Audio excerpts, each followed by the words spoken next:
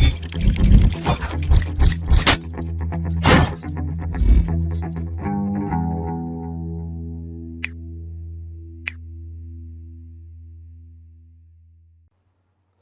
everyone, welcome you all back.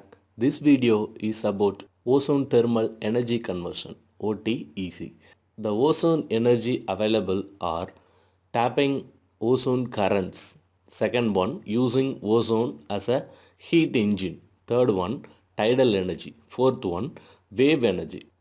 In this video, we are going to see first two, tapping the ozone currents and using ozone as an heat engine, right? Here, what is meant by ozone currents? You all know that the wind, that is the air, flows from one region to another region of Earth because of the temperature difference. The temperature difference creates the density difference in the air, so that the air flows from the high density region to low density region. Similarly, in the ozone there will be a water current, that is water is flow from one region to another region because of this temperature change, which creates the density change in the seawater, right?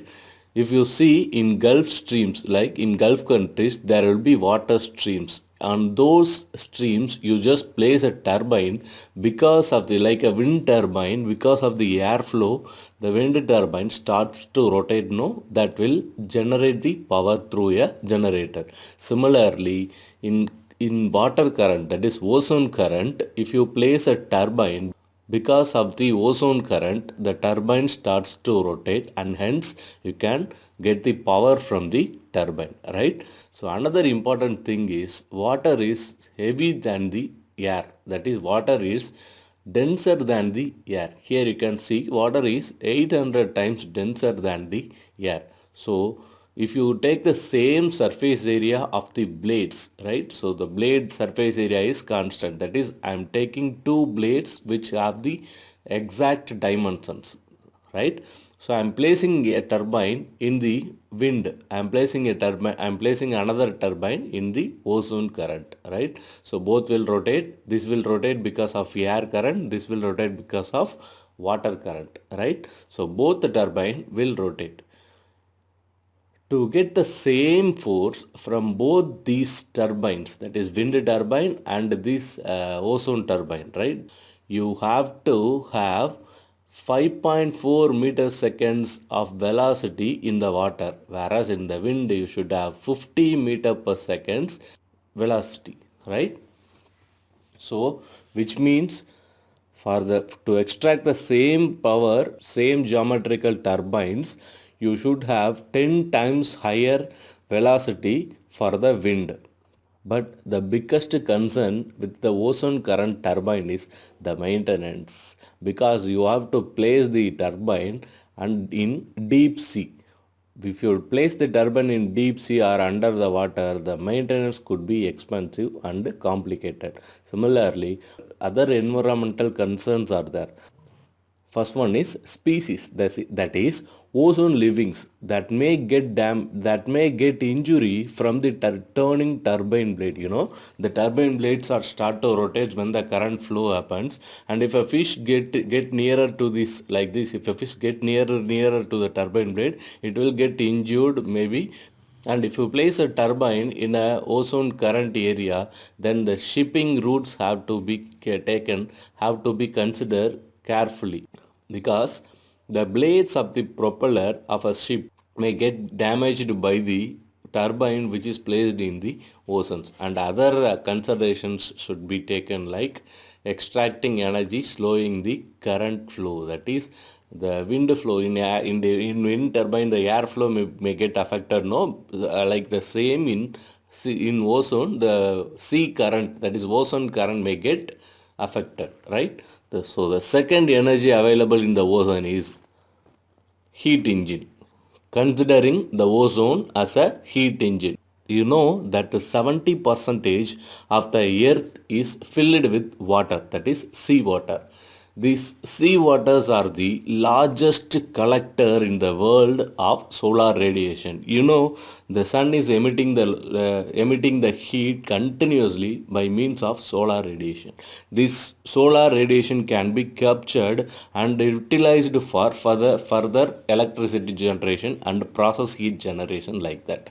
For that, we are fabricating lot of collectors whose efficiency will be and whose surface area will be very less when compared to the ozone, right? Ozone is the largest solar radiation collector in the world. This is what here mentioned. OTEC utilizes the world's largest solar radiation collector, and the ozone contains enough energy power all the world's electricity needs. If you properly harness this energy which is gained from the solar radiation, then the electricity can be not at all a question mark for the world's utilization.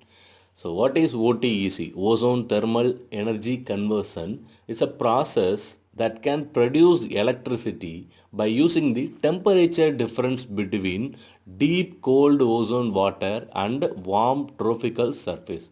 Tropical surface is nothing but the top layer of the ozone water, right? Ozone, the top layer of the ozone, where the temperature may be nearer to the atmosphere temperature. When you go to the deep sea, maybe 1000 meter or 1 kilometer or 2 kilometer depth, the water temperature will be very lesser, right? Comparing to the top surface of the ozone water. Here, I already told you 70% of the Earth's surface is making with the solar collector, that is ozone.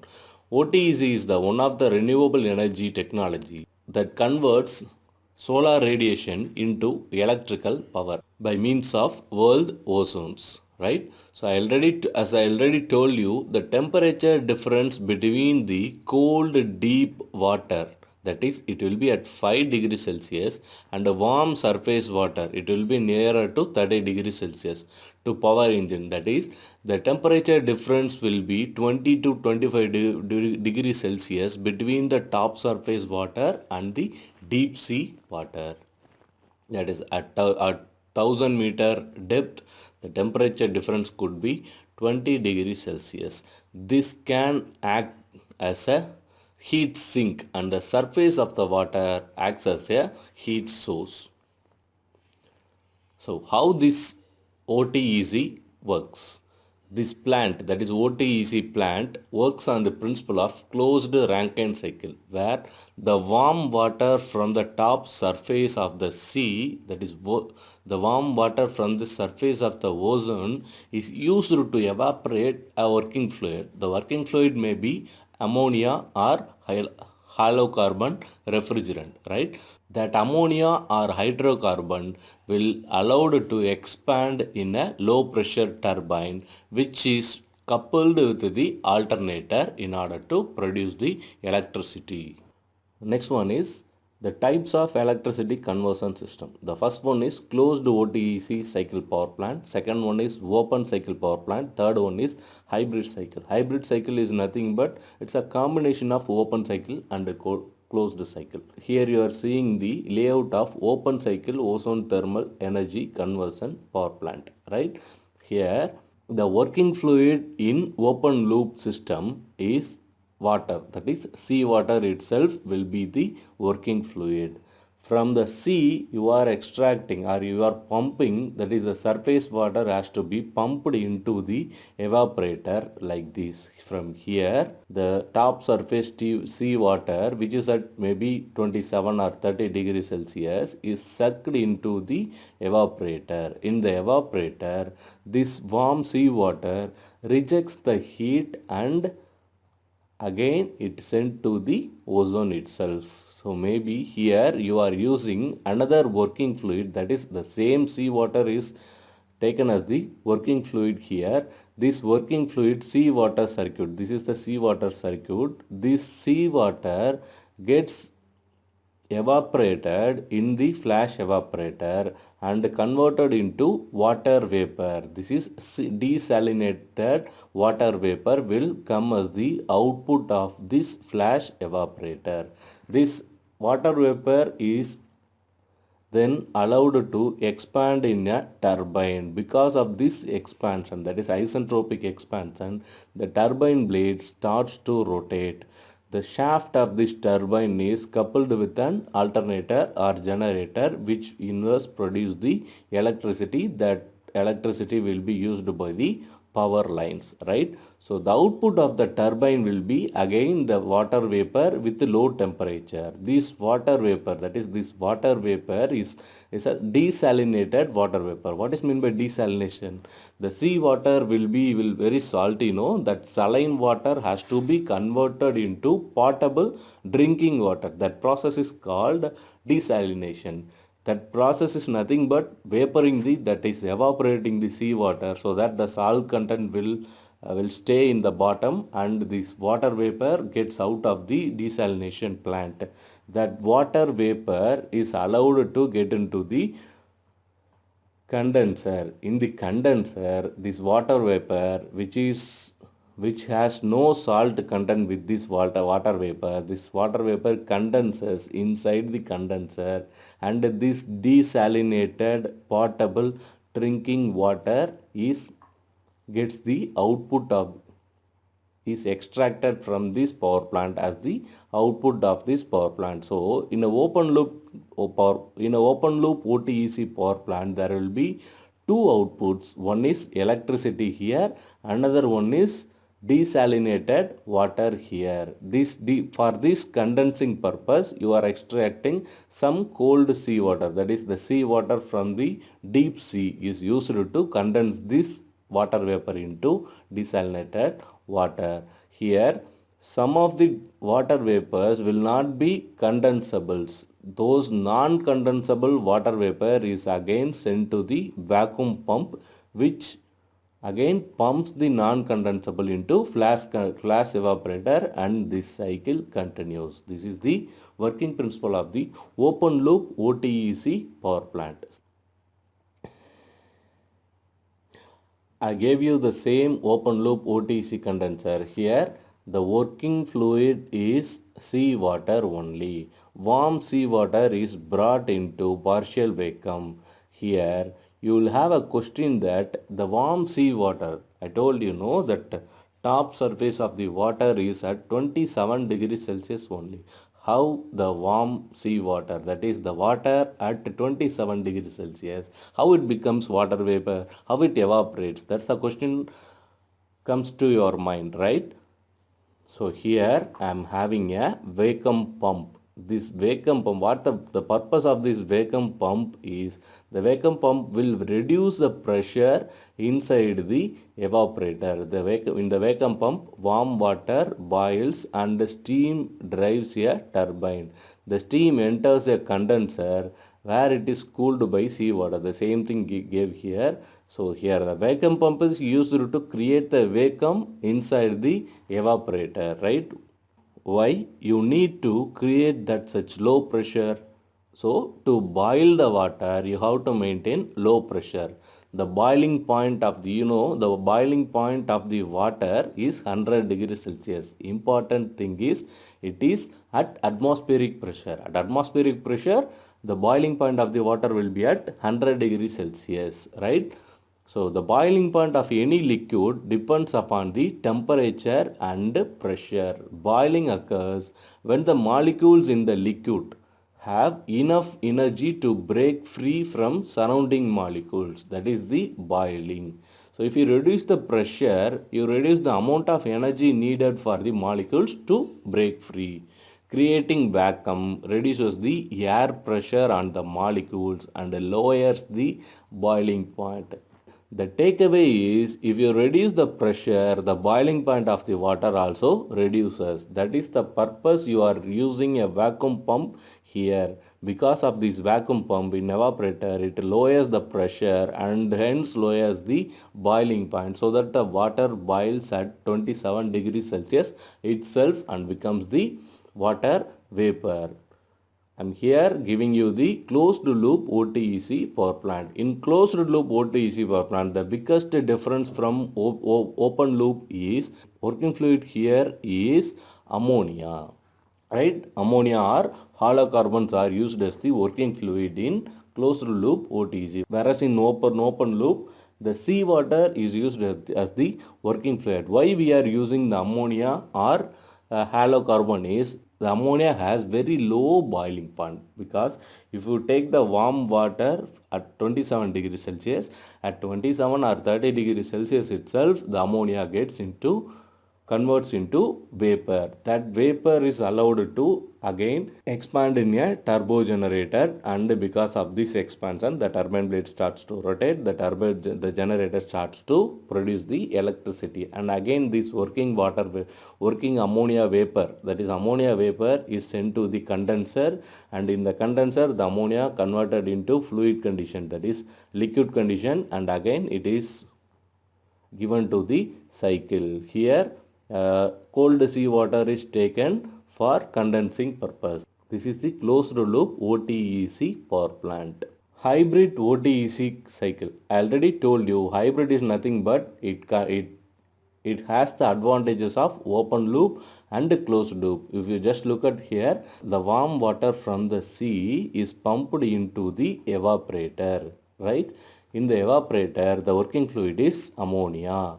The warm water from the sea gives the heat to the ammonia, and the ammonia vapor comes out of the evaporator, and this ammonia vapor is given to the turbine in order to generate electricity, right? Again this ammonia is given to the condenser, where it condenses to a liquid state, and it again sent to the evaporator stage. The warm water given as input for the evaporator will be at 23 degrees Celsius for a open loop system. Here this output is sent to a open loop system, where it again produces the current. So there will be two electricity outputs and one desalinated output from this hybrid OTEC cycle. And these are all the various uses of the OTEC. The warm sea water and cold deep sea water are the input to this OTEC conversion plant. So the WSW, that is the warm water, is used for electricity generation, and directly it is utilized for offshore power supply, and the same electricity can be used for the hydrogen production, where the fresh water you can get from the desalination. So here from the warm surface water, from the desalination you can get fresh water. This fresh water can be utilized for hydrogen production or drinking purposes, right? Similarly, the deep sea water is also used for desalination. No, that is, it is used in the condenser, and that deep sea water will be at some cold temperature, right?